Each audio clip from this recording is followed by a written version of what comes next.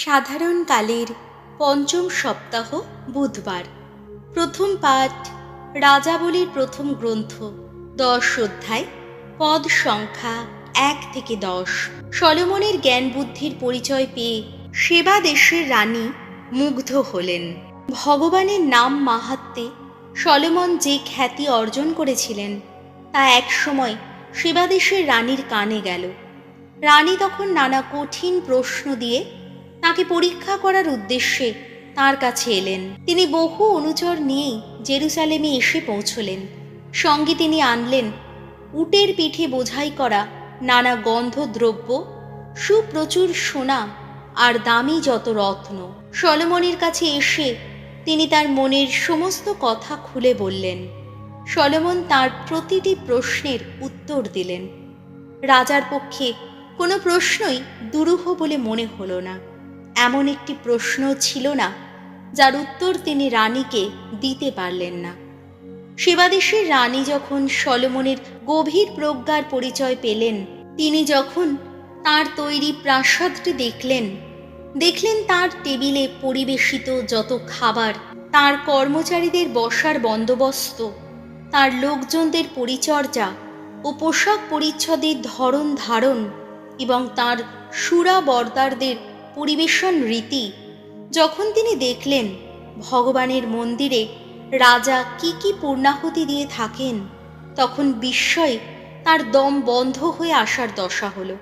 তিনি তখন রাজাকে বললেন, তাহলে আপনার কাজকর্ম ও আপনার প্রজ্ঞা সম্বন্ধে আমি নিজের দেশে লোকদের যা বলতে শুনেছিলাম তা দেখছি সত্যি।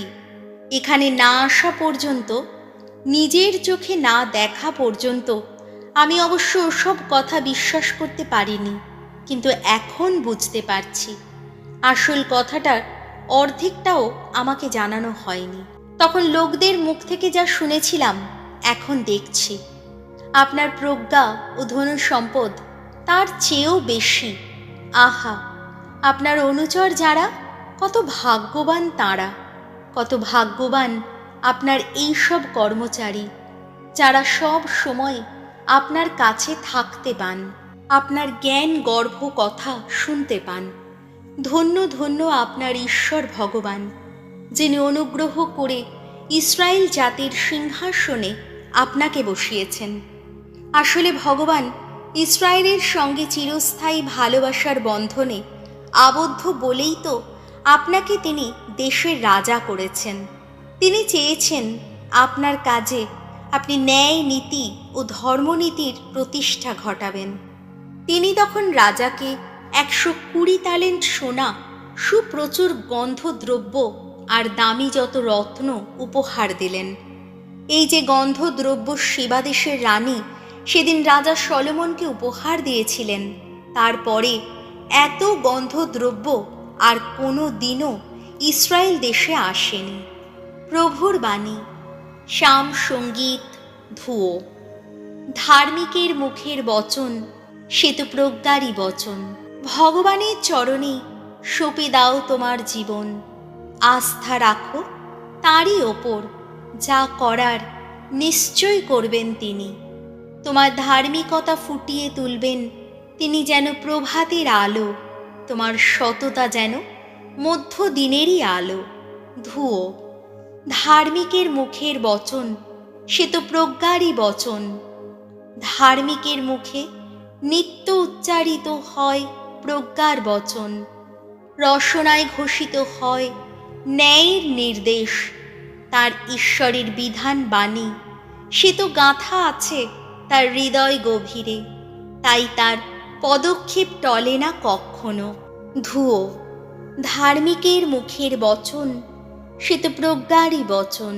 ধার্মিকদের পরিত্রাণ ভগবানেরই কাজ।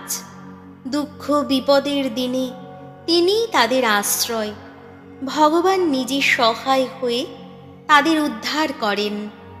দুর্জনদের হাত থেকে উদ্ধার করেন, তাদের পরিত্রাণ করেন, তারা যে তাঁরই নিয়েছে শরণ। ধুয়ো। ধার্মিকের মুখের বচন সে তো প্রজ্ঞারই বচন। বাণী বন্দনা। জয় জয় প্রভুর জয়। প্রভু, তোমার বাণী সত্য স্বরূপ, সেই সত্যের গুণে আমাকে পবিত্র করে তোলো। জয় জয়, প্রভুরও জয়। মার প্রচিত মঙ্গল সমাচার, 7 অধ্যায়, পদ সংখ্যা 14 থেকে 15 এবং 17 থেকে 23। প্রকৃত অশুচিতার উৎস। একদিন যিশু উপস্থিত সকলকে কাছে ডেকে বললেন, আমি যা বলছি তোমরা সবাই তা শোনো আর বুঝে নাও। এমন কিছুই নেই যা মানুষের বাইরে থেকে ভেতরে প্রবেশ করে তাকে অশুচি করতে পারে, বরং মানুষের অন্তর থেকে যা বেরিয়ে আসে তাই মানুষকে অশুচি করে তোলে। পরে তিনি যখন লোকদের ছেড়ে বাড়ি এসে ঢুকলেন, তখন শিষ্যেরা তাকে ওই নিগূঢ় উক্তিটির অর্থ জিজ্ঞেস করলেন। তিনি বললেন, তোমরাও কি তাহলে বুদ্ধিহীন? তোমরা কি বুঝতে পারছো না যে বাইরে থেকে যা মানুষের ভেতরে প্রবেশ করে তার কোনো কিছুই তাকে অশুচি করতে পারে না? কেননা ওসব তো তার হৃদয়ের মধ্যে নয়, বরং তার পেটের মধ্যেই প্রবেশ করে আর শেষে গিয়ে পড়ে মল গর্তেই। এই উক্তির মধ্য দিয়ে যিশু সমস্ত খাবার জিনিসকেই সূচি বলে ঘোষণা করে গেছেন। শেষে তিনি বললেন, মানুষের অন্তর থেকে যা বেরিয়ে আসে তাই মানুষকে অশুচি করে তোলে, কেননা অন্তর থেকেই তো, মানুষের হৃদয় থেকেই তো বেরিয়ে আসে এমন সব অসৎ অভিপ্রায়, যার ফলে শুরু হয় অবৈধ সংসর্গ, চুরি, নরহত্যা, ব্যভিচার, লোলুপতা, দুষ্টতা, প্রতারণা, যৌন উচ্ছৃঙ্খলতা, ঈর্ষা, পরনিন্দা, অহংকার ও মতিভ্রম।